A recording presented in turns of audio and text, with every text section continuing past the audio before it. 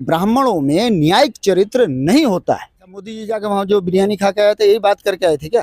जो मोदी जी गए थे 2015 में बिरयानी खाने के लिए, बीफ बिरयानी वहाँ जो खा के आए मां नवाज शरीफ के घर में बैठ के, शायद आरक्षण कोई चीज नहीं होता। आरक्षण EWS है जो सवर्णों ने लिया हुआ है जबरदस्ती का, वो है आरक्षण, वो है भीख। वो आरक्षण वो है जो कॉलेजियम में चल रहा है।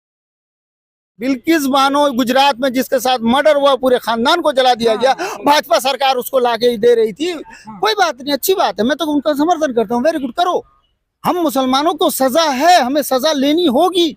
हम थर्ड क्लास सिटीजन हैं तो उसके लिए हम मोदी जी जिम्मेदार नहीं है। बार बार थर्ड क्लास बोल रहे हो, कारण तो बताइए, किस कारण बताया ना कि हमको खाने की भी आजादी नहीं है। अगर मैं आपके साथ खाने के बोले ठीक है, खाने के लिए आप खाने के बेस पे अगर मैं बोलूं, अगर मैं कोई सवाल उठाऊं, मान लो ये राम मंदिर का मामला है, इसमें अगर मैं सवाल करूं, भैया ये तो संविधान में लिखा नहीं, मोदी जी जाके पत्थर में प्राण प्रतिष्ठा कर रहे हैं, व्हाट द हेल, तो फट से मुझे जेल हो जाएगा। भाई मुसलमानों को तुम कैसे बोल सकते हो ये बात? आपको लगता है कि कांग्रेस के राज में हम लोग सेफ थे और यहाँ सेकंड क्लास थे, फिर भी सेफ थे। कांग्रेस कांग्रेस के दौर में इसलिए सेफ थे, कांग्रेस ने हमसे वादा भी किया था, वादा को बहुत हद तक निभाया, भले ही हमें रिप्रेजेंटेशन नहीं दिया। एक बात जो आप हमेशा बार बार कहते हैं ना, आरक्षण कोई चीज नहीं होता। आरक्षण EWS है जो सवर्णों ने लिया हुआ है जबरदस्ती का, वो है आरक्षण, वो है भीख। वो आरक्षण वो है जो कॉलेजियम में चल रहा है। आज हमारा जो ये जुडिशियल सिस्टम है ना, वो है आरक्षण।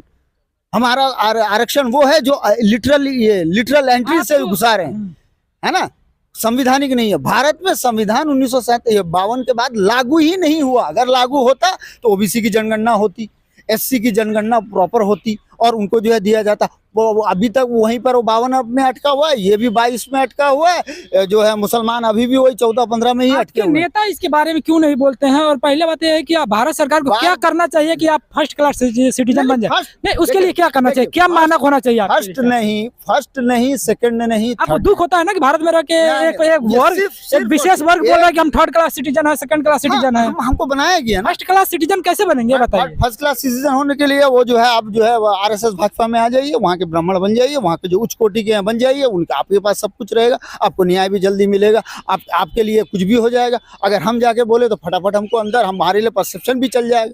ना मीडिया में है, ना जुडिशियरी में है, कहाँ है हमारा रिप्रेजेंटेशन? तो कहीं भी नहीं, हर जगह तो वही बैठे हुए है ना, करके वो दलितों का शोषण कर रहे हैं, बहुजनों का शोषण कर रहे हैं। उसके बाद मुसलमान तो बहरहाल थर्ड क्लास सिटीजन तो होगा ही होगा, उन्होंने सब खो दिया। आज केवल 20 से 25 हमारे जो है सांसद हैं पूरे संसद के अंदर।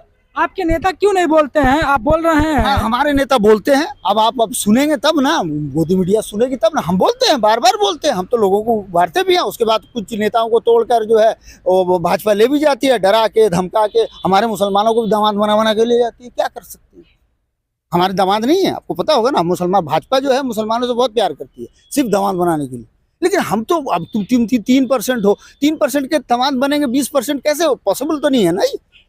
तो अब इतने सारे बनाने के लिए हमको तो चाहिए फिर ज्यादा, तो 1% को आप ले जाओ, बाकी जो 99% बच गए उनके साथ बैठ बन जाती है। जो सब है उसको अभी CA लेके आए, क्या मतलब था उसका, क्या सेंस था उसका, बताइए। आप लाके यहाँ पर लोगों को रोजगार नहीं दे पा रहे हैं, आप CA कर पाकिस्तान, बांग्लादेश वहां से उठा के लेकर श्रीलंका के हिंदुओं को छोड़ दिया आपने, म्यांमार के हिंदुओं को छोड़ दिया आपने, मुसलमानों को नहीं देंगे। ठीक है, हम CA का विरोध भी कर रहे हैं। CA का विरोध हम इसलिए कर रहे हैं कि असंवैधानिक है।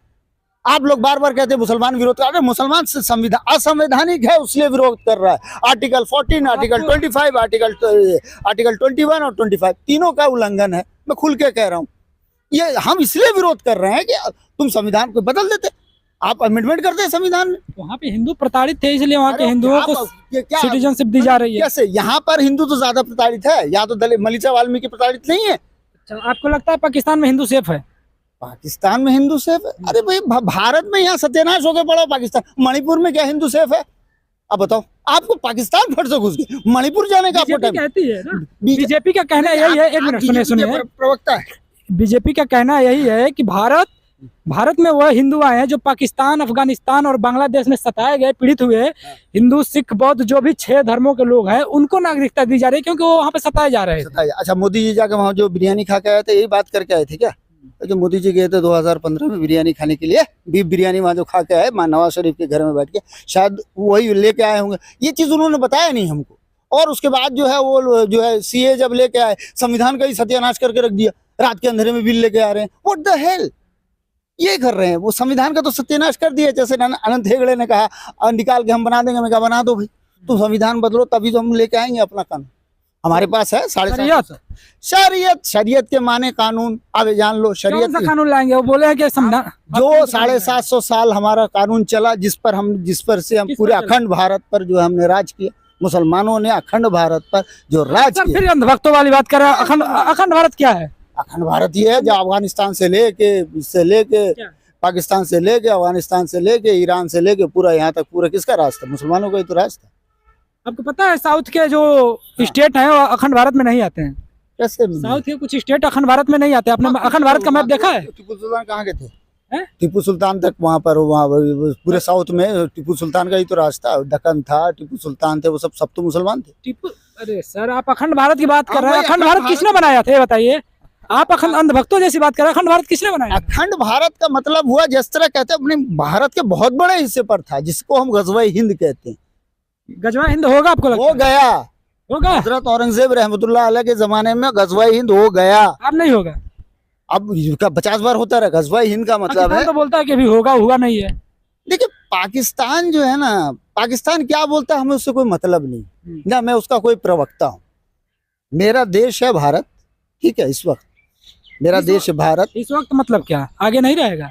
आगे अभी भी रहेगा, मेरा ही रहेगा। मेरी जमीन है ये, जीती हुई जमीन है मेरी। मेरे पूर्वजों ने इसे जीता है, इस पे खून पसीना इसमें लगाया है अपना। ये मेरी जमीन है, मुझे इससे बहुत मोहब्बत है।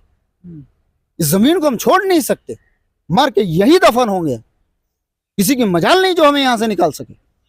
आपकी बातों का सेंस नहीं निकल रहा है ना। एक तरफ आप बोल रहे हैं कि हम भारत में रह करके सेकंड क्लास सिटीजन कांग्रेस के समय में थे, बीजेपी में थर्ड क्लास सिटीजन हो गया। दूसरी तरफ बोल रहे हैं ऐसा हुआ कि कांग्रेस, दूसरी तरफ क्वेश्चन सुन लीजिए ना, क्वेश्चन दूसरी तरफ आप बोल रहे हैं। हम है ना, मैं कसूरवार अपने आप को मान रहा हूँ ना। उसके लिए मैंने कांग्रेस को जिम्मेदार, सेकंड क्लास के लिए भी मैंने कांग्रेस को जिम्मेदार नहीं ठहराया, थर्ड क्लास के लिए भी मैं आज भी मोदी जी को धन्यवाद देता हूँ कि उन्होंने हमारी औकात को दिखा दिया हमको, ताकि हम जाग गए। और हमारे मुसलमानों की सबसे बड़ी प्रॉब्लम यही है, समस्या यही है, जब तक वो मरेगा नहीं, कटेगा नहीं, तब तक उसको जागता नहीं।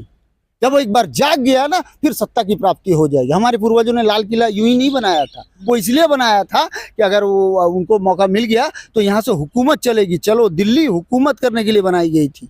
हुकूमत, सत्ता, जिसके पास सत्ता होती है ताकत उसकी होती है। 24 में क्या लगता है कि आप फिर से आपकी सत्ता आ जाएगी, जाग जाएंगे आप? बहुत बढ़िया बात कही आपने। 24 में अगर ईवीएम रहा तो ये देश मोदी जी के नाम पर पूरी तरह से कंप्लीट हो जाएगा। ईवीएम जैसे चुनाव आयोग अभी चल रहा है और हम लोग लड़ भी रहे हैं, चाहे महमूद पराचा हो, चाहे अभी कांग्रेस हो या दूसरी पार्टियां गठबंधन हो, सारे लोग चल भी रहे हैं ना, चल रहे हैं और लड़ भी रहे हैं, है ना, संघर्ष कर रहे हैं। हम उनके साथ हैं, हम सब उनके साथ हैं, उनके एजेंडे के साथ हैं। का डेट भी आ गया है। हाँ? तो अभी नामांकन चालू होने वाला है। इसका है तो 15 दिन पहले होगा। तो आपको क्या लगता है कि अभी ईवीएम हट पाएगा?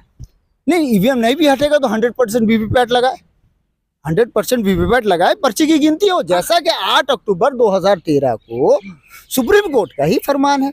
हमें सीजेआई चंद्रचूड़ से पूरी उम्मीद है, हम आदरणीय सीजेआई चंद्रचूड़ से। मैं मानता हूं कि ब्राह्मणों में न्यायिक चरित्र नहीं होता, खुल के मैं कह रहा हूँ, ब्राह्मणों में न्यायिक चरित्र नहीं होता है, ठीक है। ये 1919 का 7th अमेंडमेंट अंग्रेजों ने स्पष्ट कर दिया। आप सर जेल जा सकते हो जैसे जैसी कटाक्ष कर रहे हैं। जा चुका हूँ, जेल जा चुका हूँ, 3 महीना रह के आ चुका हूँ मोदी जी पर बोल के। फिर जेल जा सकते हैं, कोई बात नहीं। जब मुझे पता है मैं थर्ड क्लास सिटीजन हूँ, मेरी कोई अहमियत नहीं है। फटाक से मुझे आप बोल रहे हैं किसी एक जाति विशेष पर बोल रहे हैं कि उनके अंदर न्यायिक व्यवस्था नहीं है। नाना है, मामा है, ब्राह्मण मेरा नाना मामा है, इसमें कौन सी बड़ी बात हो गई?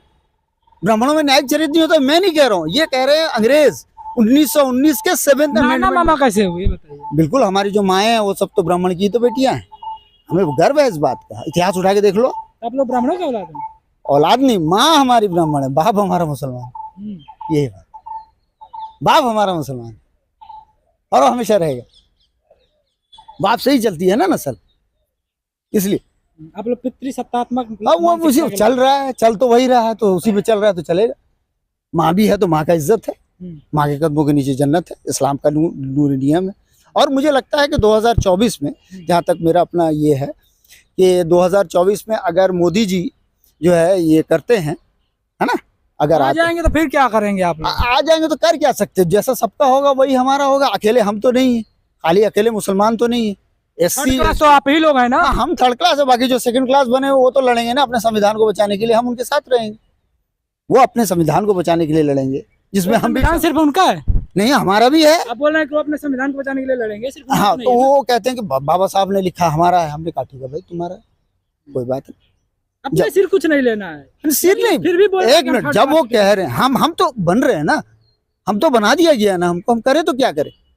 हमको तो संविधान की शपथ लेकर एक भी बातों का जवाब नहीं दे पा कैसे रहे कैसे हैं। नहीं? अभी आप बताओ। एक मिनट, आप सर बोल रहे हैं, सिर्फ जवाब बात सुनिए पहले। आप ये बताइए, क्लियर 2 लाइन में बताइए कि आप भारत में रह करके सेकंड क्लास सिटीजन और थर्ड क्लास सिटीजन कैसे हैं? सिर्फ बीफ खाने के नाम पे आपको सोच रहे हैं कि खुली छूट दे उसके दी बाद जाए? ना, हमें बोलने की भी आजादी नहीं है। क्यों अगर हम नहीं बोले आजादी तो है? पकड़ के अंदर जेल शाहीन में। बाग में 6 महीने तक आप लोग बैठे रहे, पढ़ाई लिखाई में आपको रोक नहीं है, आपको पार्लियामेंट जाने का रोक नहीं हो, तो आपकी गलती है कि आप अपने नेता नहीं चुन पाते हैं। एक मिनट, हमारा मुझे एक बात बताइए, जैसे SC ST का 131 सीट जो है रिजर्व है, रिप्रेजेंटेशन का उनको हक है ना। रिप्रेजेंटेटिव एक्ट में SC ST को 131 सीट है उनकी पॉपुलेशन के अकॉर्डिंग में, सही है। वैसे मुसलमानों के पास क्यों नहीं है? 20% के करीब हमारी आबादी हो गई, हमको भी 100 सीट दे दो। आपको OBC रिप्रेजेंटेशन चाहिए। हाँ, तो जब मेन मुद्दा तक यही है ना। हमारा रिप्रेजेंटेशन नहीं होगा तब तक भारत में किसी का कुछ नहीं हो सकता, चलिए ठीक है ना। ये है बात। पूरी बातचीत पर आप अपनी प्रतिक्रिया हमें कमेंट बॉक्स में दीजिएगा। ये थे सोशल एक्टिविस्ट सैयद हसन अली। जो राजनीतिक जानकार हैं और अब तमाम मुद्दों पे मुसलमानों के, दलितों, बहुजनों की अपनी राजनीति करते हैं और उनकी हकूक की आवाज उठाते हैं। इन तमाम बहस पर आप अपनी प्रतिक्रिया हमें कमेंट बॉक्स में दीजिएगा। मिलेंगे अगले वीडियो में, तब तक के लिए जय हिंद।